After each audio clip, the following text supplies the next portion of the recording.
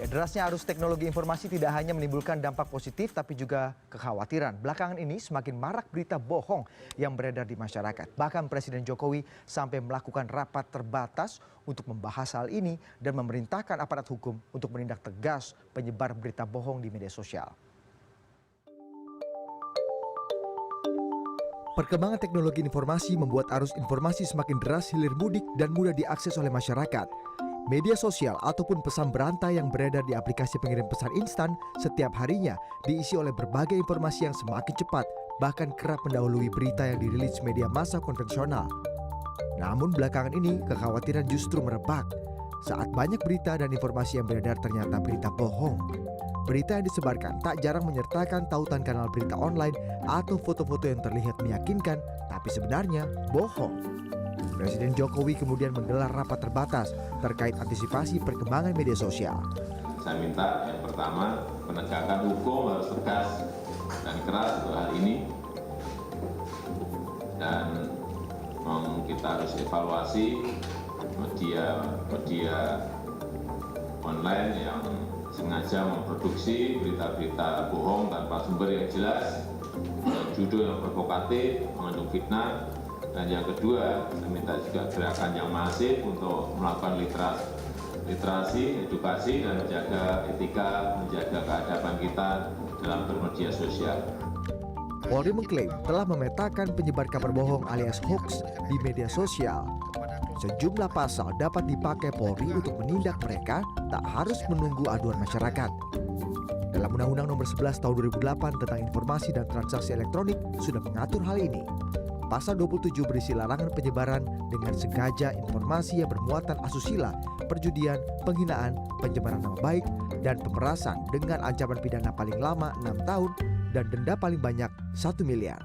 Pasal 28 berisi larangan penyebaran berita bohong, menyesatkan, menimbulkan kebencian, serta permusuhan berbau sara dengan ancaman pidana paling lama 6 tahun dan denda paling banyak 1 miliar.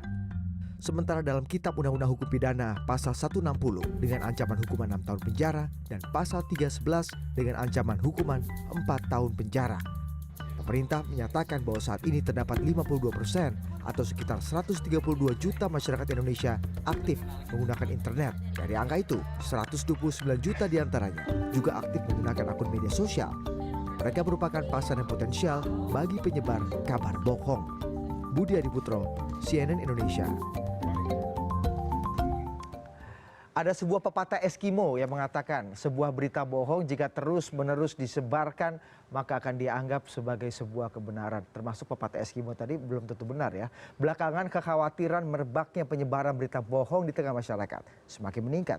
Bahkan Presiden Joko Widodo sampai harus mengadakan rapat terbatas untuk mengantisipasi hal ini. Lalu seberapa parah dan apa saja dampak yang bisa ditimbulkan dari derasnya arus berita bohong yang selama ini beredar? Untuk membahasnya telah hadir di studio malam hari ini Bapak Nur Iza, juru bicara Kementerian Komunikasi dan Informatika. Terima kasih sudah datang Pak. Kemudian ada Bang Doni BU, ICT dari ICT Watch. Terima kasih Bang Doni, terima kasih sudah datang. Kemudian ada Bapak Abdul Jamil Wahab dari Puslitbang Kehidupan Keagamaan Balitbang Kementerian Agama. Terima kasih Pak Jamil sudah datang. Kenapa saya undang Pak Jamil juga di sini? Karena memang selama ini banyak berita-berita bohong, berita-berita hoax yang meresahkan itu banyak juga bernuansa sara. Saya akan tanya ke Mas Doni dulu nih yang biasa memantau pergerakan berita-berita seperti ini. Jangan susah ya nanyanya. Enggak, kok ini paling gampang. Seberapa parah sih Mas? Kemudian kalau kita melihat sampai Presiden Jokowi membuat rapat terbatas, kayaknya kalau sudah sampai dirataskan oleh Presiden ini kayaknya sudah mulai agak serius. Seberapa parah berita hoax ini mulai beredar dan dipercaya? Kita melihatnya globalnya aja dulu ya. Ini bukan hanya terjadi di Indonesia. Bahkan misalnya pada saat pemilihan Presiden di Amerika Serikat, itu namanya, mereka sebutnya sebagai fake news ya, atau berita hoax ya, berita bohong itu juga menjadi satu industri tersendiri. Industri tersendiri. Jadi begini, ada sekitar, saya lupa angkanya, mungkin sekitar beberapa ratus situs yang pro pada Trump, yang kemudian dia ya pokoknya apapun, dia bikin berita palsu lah tentang kehebatnya Trump ataupun keburukannya Clinton. Itu sebenarnya tidak dibuat oleh simpatisannya Trump atau mereka yang anti Clinton, enggak peduli mereka. Siapa yang buat? Ini adalah anak-anak muda yang bahkan tidak tinggal di Amerika, bukan warga negara Amerika. Mereka adalah anak-anak muda yang cari duit, yang tinggalnya di Macedonia. Berita bohong bisa menghasilkan uang. Logikanya seperti apa? Jadi mereka bikin berita, karena mereka, ini kan era internet, kita tinggal lihat aja. Oke, ini bakal rame nanti pemilihan presiden di negara ini nih. Gue bikin berita bohong soal di sana deh. Bukan berita bohong sebenarnya, tapi berita yang menarik untuk dibaca. Bohong atau nggak bohong itu urusan nanti. Contohnya seperti apa nih? Yang kemudian terkenal sekali dan dipercaya. Berita bohong yang kemudian dipercaya ini kan lebih bahaya tuh. Iya, misalnya salah satu berita bohong yang terkait dengan Trump ya, dengan Clinton misalnya, FBI sudah menyatakan bahwa tamatlah riwayatnya Clinton. Beritanya dinaikin, tapi itu berita bohong. Nah, yang menarik adalah begini. Jadi ini sekumpulan mahasiswa di Macedonia yang tidak ada urusannya dengan Amerika, politik Amerika segala macam. Mereka membuat situs-situs yang apa misalnya protrump.org, apa segala macam. Lalu mereka promosikan lewat Facebook, lewat sosial media supaya diakses oleh orang-orang Amerika. Nah, orang-orang Amerika ini akan ngeklik berita yang di Facebook dan segala macam, lalu mereka dapat iklan dari Google AdSense, dari iklannya Facebook dan segala macam. Mereka murni cari uang. Menurut saya, mending sekalian orang yang punya ideologis. Iya, jadi punya misi tertentu. Punya misi tertentu jelas. Tapi kalau misinya duit, ini yang menurut saya, nah makanya kemudian Pak Jokowi sangat tepat melihat concern ini, karena yang terjadi juga di Indonesia itu sama. Ternyata orang membuat situs berita hoax atau situs berita abal-abal begitu ya. Oh ternyata dia nggak perlu sama sini, nggak perlu sama situ. Dia pokoknya yang penting duitnya masuk. Modelnya seperti itu juga. Ketika semakin banyak diklik maka akan mendatangkan banyak uang gitu. Ya artinya sebenarnya begini, situs berita, misalnya di situs berita ya, di blog begitu atau situs berita, kalau kita masuk dia kan tinggal pasang Google AdSense namanya. Google AdSense itu akan muncul. Dan semakin banyak itu berita diklik, chance untuk iklannya diklik, itu akan semakin besar. Arusnya seberapa deras sih Mas kemudian berita bohong, dan mulai kapan nih kemudian berita bohong itu mulai beredar dan sebenarnya dipercaya? Begini, kita mulai dari awal dulu pertama kali ada blog, di mana orang kemudian pengen ngeblog, pengen nulis, pengen eksis, itu dulu awalnya. Kemudian ada fasilitas, oh ternyata ngeblog bisa dapat duit ya. Makanya ada fitur Google AdSense. Oh kalau posting di Facebook ternyata bisa ada iklannya ya. Orang cari duit di situ. Nah, kontennya apa? Dulu tuh ya kontennya ya konten dia copy paste sana, copy paste sini yang rame-rame apa, kemudian kebanyakan artis jadi korbannya ya. Kebanyakan artis jadi korbannya. Nah, sekarang trennya berubah dan global juga berubah. Kayaknya kita perlu nih bikin berita hoax nih. Yang penting apa judulnya menarik dan segala macam. Untuk kasus Indonesia sampai akhirnya Presiden Jokowi membuat rapat terbatas terkait ini, itu apa namanya yang paling concern tematik seperti apa Mas? Saya yang Anda lihat. Baca kan statementnya malah Pak Menteri Rudiantara ya. Ada sekitar 700 apa kalau nggak salah situs-situs yang palsu. Bukan situs palsu, situs-situs yang banyak menyebarkan berita hoax. Dan hanya apa namanya yang accredited, yang kerja berdasarkan jurnalistik, undang-undang pokok pers dan segala macam, itu kan sangat-sangat terbatas. Ini situs-situs yang menganggap dirinya sebagai situs berita online gitu. Iya. Yang Jadi kemudian banyak dijadikan rujukan oleh masyarakat. Betul. Jadi sebenarnya, nah itu nanti kita akan lihat. Oke. Mengapa kemudian itu tadi, kenapa masyarakat kemudian mudah sekali terujuk ke situs tersebut dibandingkan situs yang lain. Faktanya bahkan untuk di Amerika dulu ya. Situs-situs yang mencoba, situs resmi yang mencoba mengimbangi berita hoax itu bahkan kalah trafficnya. Wow. Kalah trafficnya. Mungkin cnnindonesia.com kalah trafficnya dibanding situs-situs seperti itu. Jauh. Masa sih Mas Dan? Kenapa? Soalnya kan CNN Indonesia misalnya bikin berita, itu kan harus pakai kaidah jurnalistik, benar nggak? Judul itu nggak boleh bombastis, harus benar 5W1H dan segala macam. Verifikasi A, B, C. Segala macam kan. Terus bayar mas kan mahal. Iya. Saya murah Pak. Oke. Saya ke Pak Nuriza ini, kalau tadi Presiden sampai akhirnya memutuskan untuk membuat rapat terbatas seperti itu, ini kayaknya berarti Kominfo, kepolisian selama ini kayaknya belum bekerja dengan baik Pak untuk menahan gelombang yang tadi Mas Doni katakan sudah semakin deras. Ya, sebenarnya artinya begini Mas, ketika kita berhadapan dengan dunia situs internet, tadi Mas Doni bilang kan blog ya, itu masih situs. kemudian kita mengenal sosial media seperti Facebook, kemudian Twitter. Nah, sekarang ada yang lebih menghebohkan lagi itu WhatsApp, Mas. Viral ini muncul dari WhatsApp, nah kan? Kalau kita Facebook, ini kan kalau tadi situs-situs hoax ini dari situs-situs atau blog-blog tadi kan ya, orang dia berusaha agar situsnya itu terkenal di Facebook, di repost orang, nah itu nanti diklik lagi gitu kan ya. Nah, sekarang yang menjadi boleh dikatakan masif itu WhatsApp karena viral. Itu berkembang di dalam grup-grup tertentu, ranah privat, ya kan? Dan itu makanya kita sering dapat copas dari sebelah, itu viralnya bukan main, Mas. Nah, untuk bisa itu tersebar juga sangat cepat sekali, karena orang viralnya itu begitu cepat. Nah, artinya begini, bahwa propaganda atau promosi usaha-usaha agar hoax ini bisa berkembang cepat, itu memang mereka juga melakukan usaha-usaha yang besar, energinya juga besar. Nah, oleh karena itu dalam hal ini kolaborasi lembaga itu harus juga mengimbangi itu tadi. Jadi kalau Pak Presiden mengatakan itu, artinya kita nggak boleh lengah, Mas. Ya, kita usaha harus lebih keras lagi. Saya udah baca dari beberapa tulisan-tulisan dari Amerika, luar negeri ya. Memang begitu, bahwa propaganda itu adalah effort yang kontinu dan besar dan membesar, dan itu harus diimbangi dengan energi yang jauh lebih besar Anda lagi. lihat motifnya memang hanya seperti kata Mas Doni tadi, memang bisnis semata atau lebih banyak yang ideologis atau punya misi-misi tertentu, makar misalnya? Itu semua blending, Mas, sebenarnya. Artinya begini, ketika seseorang menyampaikan sebuah berita itu bisa jadi belum tentu hoax juga, tetapi sesuatu yang sederhana, tetapi itu dibikin sehingga menjadi daya tarik, bombastis dan sebagainya, orang itu menarik.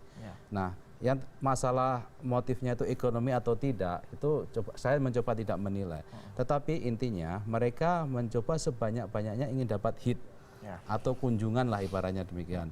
Nah, itu nanti ujung-ujungnya dia akan dapat peminat yang banyak, orang lebih banyak tahu. Nah, kalau itu juga bisa ditransfer juga menjadi variabel ekonomi. Gitu. Oke. Ini tidak hanya masalah ke politik atau masalah bisnis atau ke artis, tapi masalah SARA juga belakangan ini juga banyak beredar, terutama di broadcast message di WhatsApp group itu ya. Saya akan tanya ke Pak Jamil. Tadi saya beberapa waktu lalu saya mendengar pernyataan dari Menteri Agama Pak Lukman Hakim Saifuddin yang mengatakan bahwa Pak Menteri Agama menggolongkan bahwa penyebar informasi yang tidak valid atau penyebar hoax ini sebagai orang-orang berdosa. Ini juga Kementerian Agama akhirnya turun tangan memberikan semacam quote-unquote fatwa untuk orang-orang yang lancung seperti ini supaya diberikan hukuman. Anda melihatnya seperti apa, Pak? Ya, pertama secara etik ya, di zaman Nabi sendiri pernah ada ya isu terkait Siti Aisyah yang viral di Madinah gitu ya. Tapi kemudian direspon oleh Al-Quran gitu ya. Itu dalam surat An-Nur misalnya, ayat 11, 12 sampai ayat 19, An-Nur itu sangat tegas sekali menyebut orang-orang yang menyukai ya berita hoax beredar, berita palsu beredar, ya di kalangan orang Islam itu lahum adzabun alim gitu ya, bagi mereka siksa yang sangat pedih di dunia wal akhirah. Jadi itu memang dalam Al-Quran sangat dimusuhi sekali orang-orang penyebar berita hoax itu. Kemudian dalam surat Al-Hajj ayat 30 juga dinyatakan wajtanibu qaula zur, itu larangan untuk menyebarkan berita hoax itu atau berita bohong itu direndengkan dengan larangan fajtanibu riza minal ausan, larangan menyembah berhala. Artinya ini sudah sangat luar biasa keharamannya. Jadi Menteri Agama sangat tepat sekali kalau di tengah era medsos yang pada saat ini banyak beredar dan itu kemudian dikonsumsi oleh masyarakat, berita-berita palsu yang itu bisa saja menimbulkan instabilitas. Saya rasa pas sekali kalau itu disuarakan oleh Pak Menteri untuk agar masyarakat berhati-hati. Tapi belakangan ini sampai akhirnya Menteri Agama mengeluarkan semacam pernyataan seperti itu, Anda melihat, pasti Kementerian Agama juga melihat ini dampaknya luar biasa untuk masyarakat, pecah belah, saling bermusuhan seperti itu. Anda juga melihat seperti itu nggak Pak di lapangan? Kajian dari peneliti kami di Balitbank itu banyak sekali hasil kajian yang saat ini mengkaitkan antara orang-orang yang terpapar oleh paham radikal, intoleran, yang mana mereka itu sebelumnya adalah akrab dengan dunia viral atau internet ya. Jadi misalnya kasus terakhir ya yang kita kaji itu kasus Ivan ya yang belum berumur 18 tahun, dia membawa bom di sebuah gereja di gereja Santo Yosef di Medan, di Medan ya. Sumatera Utara. Itu kan beliau seorang yang oleh keluarga maupun oleh guru-gurunya, oleh kawan-kawannya, itu orang yang sangat saleh, orang yang sangat baik gitu ya. Dia sholat 5 waktu, bahkan di saat belajar pun kalau sudah ada panggilan salat, dia itu akan angkat tangan gitu. Sampai sholat duha pun dia akan izin gitu ya. Tapi dia tidak orang yang kategori aktif di organisasi gitu ya. Jadi introvert sekali. Tapi dia sangat menggauli atau sangat akrab dengan aktif ya dengan Twitter, dengan dunia internet, sehingga hasil kajian menduga bahwa dunia viral inilah atau dunia internet inilah yang menjadikan dia terpapar terhadap paham radikal. Jadi memang sangat membahayakan sekali kalau masyarakat tidak bijak di dalam memilih dan memilah, men-sharing berita atau informasi yang ada di dunia internet. Mas Doni, kalau kita bicara kategori-kategori apa saja sih yang paling banyak beredar berita hoax belakangan ini, terutama di media sosial, di WhatsApp grup, itu lebih mengarah kepada berita-berita seperti apa saja? Tapi dijawabnya lebih asik usai jeda berikut ini. Kami akan segera kembali sesaat lagi.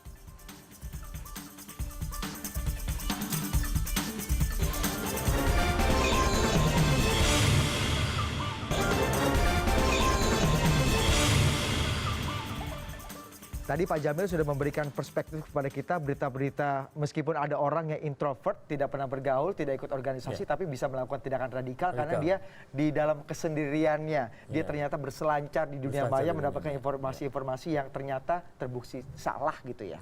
Mas Doni, ini kalau kita bicara mengenai berita bohong, berita hoax itu kategorinya yang ada di Indonesia belakangan ini itu seperti apa aja? Iya, saya mencoba melihatnya bukan membedakan ya, tapi supaya kita lihat dua hal. Jadi ada situs berita atau media sosial yang pertama menyampaikan berita bohong, fake news, dalam rangka mencari traffic dan motifnya adalah uang. Ya. Ada satu lagi. Contoh-contoh beritanya seperti apa dulu tuh untuk masalah fake news? Fake news ini. Kalau fake news ini biasanya terbagi 3 besar. Itu semuanya yang sangat relevan dengan kehidupan sehari-hari, yang terkait dengan agama, yang terkait dengan kesehatan. Jadi misalnya, ini nanti berbahaya loh kalau makan mie instan merek ini, misalnya ini loh kayak gitu, atau pakai misalnya kosmetik. Kalau agama kita tahu lah, misalnya ada yang menyebut bahwa ini agama ini gitulah. Saya malas bicara soal agama ini. Atau jadi pertama soal agama, satu lagi soal kesehatan, yang satu lagi soal keamanan diri. Daerah sana sudah mulai ada rame-rame nih. Jadi suatu yang membuat yang dekat dengan sehari-hari dan kita pingin tahu, itu kan agama urusannya sama saya, kesehatan urusannya sama keluarga saya, anak saya, apalagi keamanan segala macam.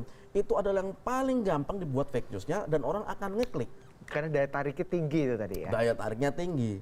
Selebihnya ya sudah cuman banyak banget. Kalau kesehatan tuh kita bisa sebut banyak sekali, berita-berita bohong yang memang kemudian viralnya menjadi sangat tinggi. Contoh misalnya dulu saya ingat itu kalau nggak salah teh botol malah. Itu bahkan berita hoax newsnya itu saya masih di Detikcom waktu itu.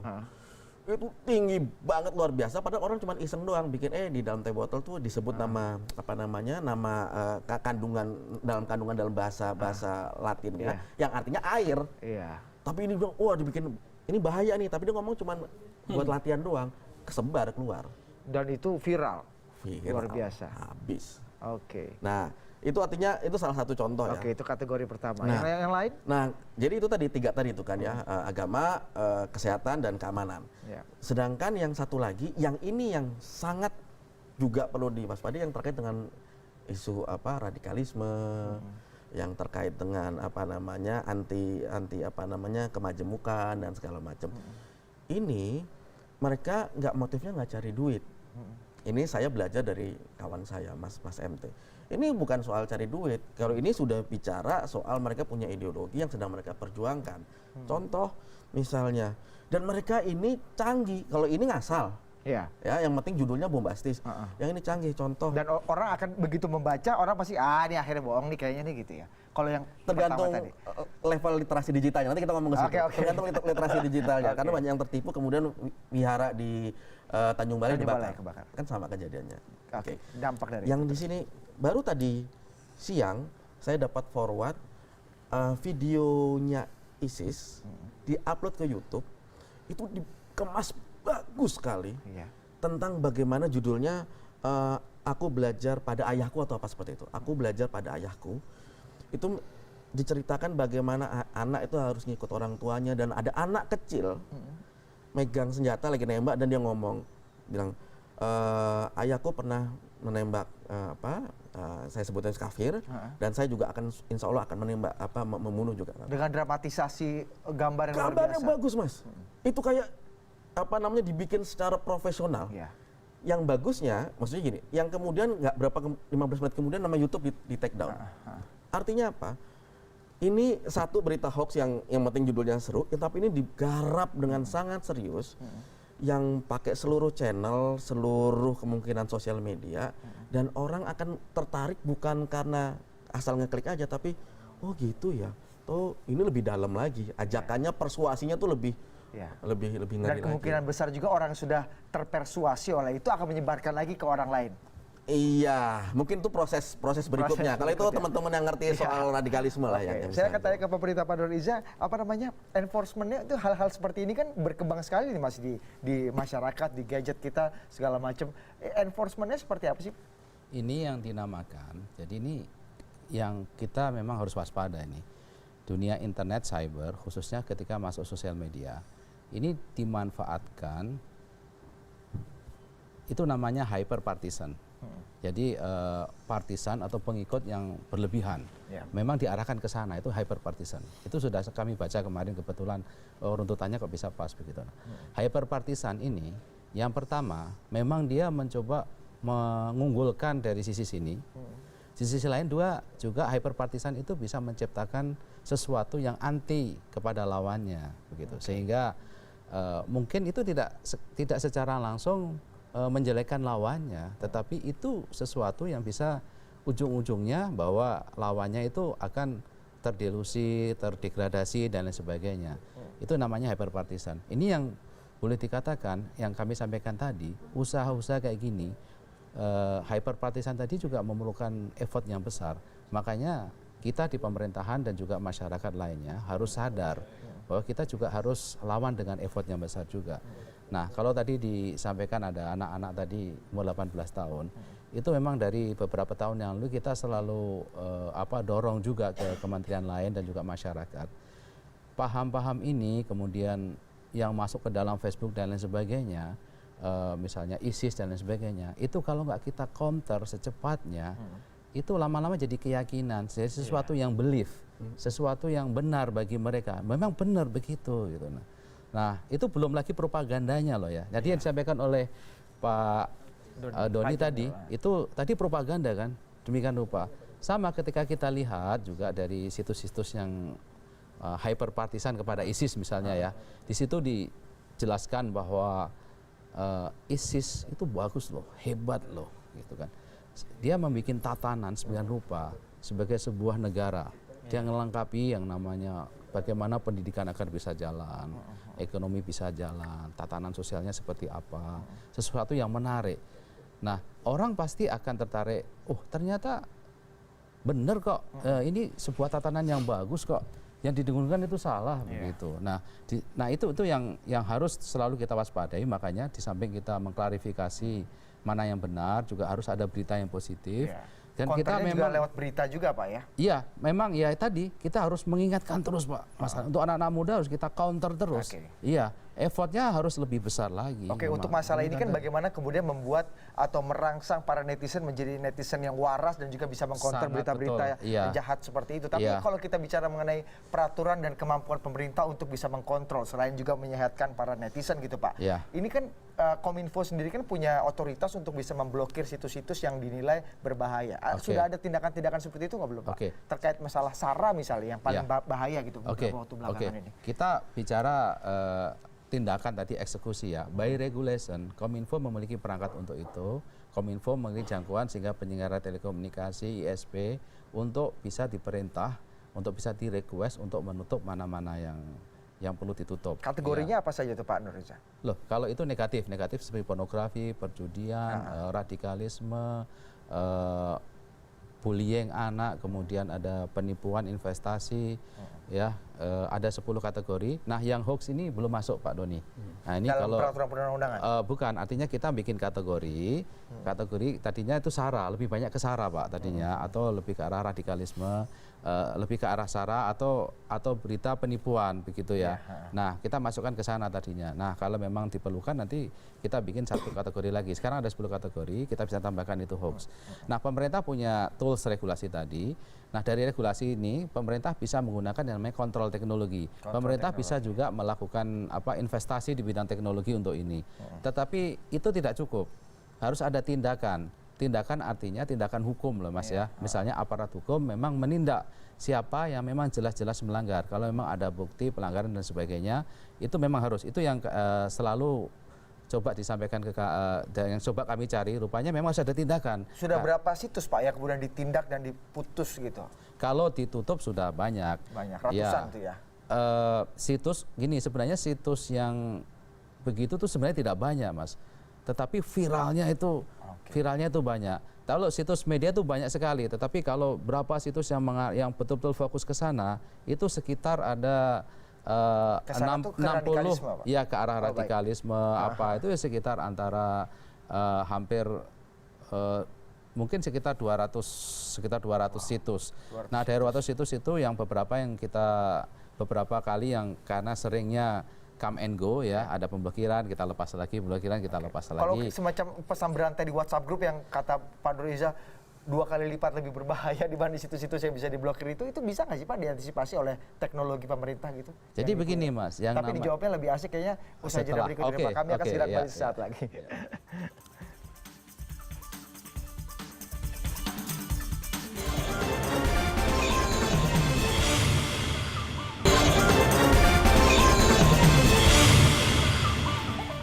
Kita ketahui Kominfo sudah menutup ratusan situs yang bernada SARA atau mungkin mengejek atau hoax-hoax seperti itu ya Pak. Tapi kalau kita bicara mengenai WhatsApp group yang mudah sekali beredar, mudah sekali viral, mudah sekali berpindah tangan, itu ada antisipasinya seperti apa tuh Pak yang paling mudah bisa dilakukan? Memang karakteristik dunia digital, dunia maya itu ibaratnya ketika seseorang ingin melakukan sesuatu, just do it gitu ya. Mereka melakukan begitu saja. Kita juga nggak bisa menghambat informasi mereka datang ke kita. Jadi anak-anak muda siapapun di kita ini ketika bergadget seperti ini, informasi itu datang dengan sendirinya. Dia tidak harus mencari informasi itu dan lain sebagainya atau cari situs yang terkait ini mana ya. Nah, itu viral-viral atau tadinya repost-repost itu kan masuk. Nah, sekarang viral melalui WhatsApp tadi. Inilah dunia digital yang sangat masif, kecepatannya juga sampai itu ya, real time ibaratnya begitu. Nah, kita nggak bisa menghambat sesuatu berita masuk ke kita. Nah, kitanya yang harus bisa melakukan monitoring. Disinilah pentingnya kebersamaan pemerintah, di antara pemerintah, kebersamaan pemerintah dengan masyarakat untuk saling kita bersama-sama, ini namanya networking. Kita bersama-sama networking untuk saling menjaga, melihat apabila ada sesuatu yang mencurigakan, sesuatu yang negatif, atau sesuatu yang boleh dikatakan memiliki dampak yang besar. Nah, nanti direport kepada pemerintah dan sebagainya agar kita bisa lakukan penindakan dan lain sebagainya. Jadi harus aktif melapor juga harus Pak aktif. Kalaupun misalnya kita pemerintah ya, setiap hari kita mantau, belum tentu kita dapat, ya kan? Mungkin teman kita Pak Doni dapat, ya Pak Jamil dapat dan lain sebagainya. Gitu ya. Oke Pak Jamil, kalau kita melihat tadi kan Pak Nurriza mengatakan bahwa kita tidak bisa menyetop arus informasi yang datang ke handphone kita nih Pak. Gimana kemudian kita bisa kasih antibiotik atau vitamin C supaya imun atau lebih kebal dan juga menjadi orang yang lebih waras gitu Pak menghadapi arus informasi seperti ini. Yang pertama harus disadari oleh masyarakat kita bahwa hoax apapun ya, termasuk isu-isu intoleran, isu-isu SARA, itu kalau menurut analisis kami itu sumbernya sama. Jadi kelompok yang ingin mendirikan khilafah Islam atau daulah Islamnya ISIS atau jaringan teroris di bawahnya. Mengapa mereka memviralkan isu-isu SARA yang ini kan isu agama gitu ya, antar agama, antar kelompok beragama ya. Mereka menginginkan adanya konflik. Nah, kalau sudah ada konflik antar agama di sebuah wilayah, maka menjadi pintu masuk sekaligus menjadi legalitas bagi mereka untuk turun untuk memperjuangkan aspirasinya dengan seruan-seruan jihad. Belakangan ini Anda melihat itu semakin eskalasinya semakin meningkat nggak Pak? Iya, menurut saya ini ada sisi keberhasilan mereka. Memang sangat canggih untuk hal seperti ini, upaya-upaya mereka. Dan masyarakat secara tidak sadar terbawa kepada isu-isu intoleran, anti keragaman, anti keberagamaan. Meskipun tidak langsung ke situ, iya, tapi ada tidak langsung untuk mendukung terorisme. Tapi sebenarnya tujuannya nanti akan menciptakan suatu instabilitas, suatu konflik yang kemudian mereka menjadi sah, menjadi medan jihad bagi mereka untuk bergerak di Indonesia gitu. Itu membuat kita menjadi orang yang lebih waras gimana tuh Pak? Yang pertama memang seperti yang Indonesia disampaikan gitu oleh Pak Menteri Agama ya, dalam Quran itu kan surah Al-Hujurat ayat 13 itu ya ayat 6 ya. Ayat 6 ya ayyuhalladzina amanu ja'akum fasikum binaba'in fatabayanu. Jadi penting bagi umat Islam ya, bagi siapapun ya, apabila menerima sebuah informasi itu kalau tidak yakin kebenarannya jangan di copy paste. Ini kan rata-rata ya. Kalau ini seaspirasi dengan dia ya. Langsung. Dia punya kepentingan tertentu, dia tidak mengecek lagi, langsung diviralkan.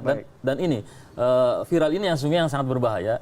Tadi dikatakan bahwa sumbernya sebenarnya tidak banyak Pak ya, tapi viralnya ini yang kemudian mampu mempengaruhi masyarakat yang begitu luas. Terakhir Mas Doni, untuk menutup perbincangan kita malam hari ini lagi-lagi nih gimana membuat kita semua netizen yang para penggunanya jutaan ini di Indonesia, tweetnya juga miliaran setiap tahunnya, jadi orang yang waras gitu. Ya, saya melihatnya begini. Kalau ini hanya diberikan menjadi kerja pemerintah, nonsens. Ini adalah harus kerja bersama pemerintah, masyarakat sipil, akademisi, jadi multi stakeholders lah konteksnya. Nah, sebenarnya ada beberapa inisiasi yang sudah ada di masyarakat yang kemudian akan sangat bagus kalau itu dielaborasi bersama oleh Kementerian Kominfo, Kementerian Agama, Kementerian Pendidikan dan Kebudayaan. Apa itu? Misalnya ada masyarakat anti hoax yang akan deklarasi serentak pada tanggal 8 Januari, salah satu pusatnya di Car Free Day di Bundaran HI, yang itu nanti akan bareng Kominfo. Misalnya, itu kan bagus. Lalu saya tahu ada teman-teman NU muda, gengnya teman-temannya Mas Syafiq Ali itu, yang sedang membuat, yang tengah getol membuat semacam cyber gitu ya, cyber troop, bukan cyber troop, teman-teman di cyber yang kerjanya untuk mengkonter berita hoax seperti itu. Kami sendiri seperti di ST Watch, kita sedang membuat film dokumentasi namanya Lentera Maya, yang rencananya itu film bicara tentang toleransi online, dan itu akan dibuat untuk nobar, yang nobar perdananya rencananya nanti insya Allah diikuti oleh Pak Menteri Rudiantara di Lombok pada tanggal 16. Nah, konteksnya adalah kalau kita bicara membuat imunisasi, ini harus masyarakat terlibat dan dilibatkan. Dan mereka harus aktif dari bottom up. Pemerintah memang sangat perlu untuk kemudian memfasilitasi, merangkul bersama. Jadi ini harus kerja bareng, Mas. Kerja bareng, semuanya juga harus terlibat. Kementerian Agama juga harus keluarin fatwa-fatwa yang kemudian mendukung ini. Jadi tidak kalah dengan fatwa-fatwa atau pendapat-pendapat keagamaan yang justru meresahkan kita beberapa waktu terakhir. Terima kasih sekali lagi Bapak-Bapak. Kita berharap tidak hanya pemerintah, kerjasama juga Mas Doni, kita semua media juga ikut bersatu padu untuk bisa menangkal berita-berita hoax yang kemudian belakangan ini meresahkan masyarakat dan bisa memicu terpecah belahnya kita di masyarakat. Terima kasih sekali lagi Bapak-Bapak, mudah-mudahan apa yang kita khawatirkan tidak terjadi di Indonesia. Ya, sekian dulu CNN Indonesia Prime News akhir pekan malam hari ini. Saya Budi Adiputro, selamat malam.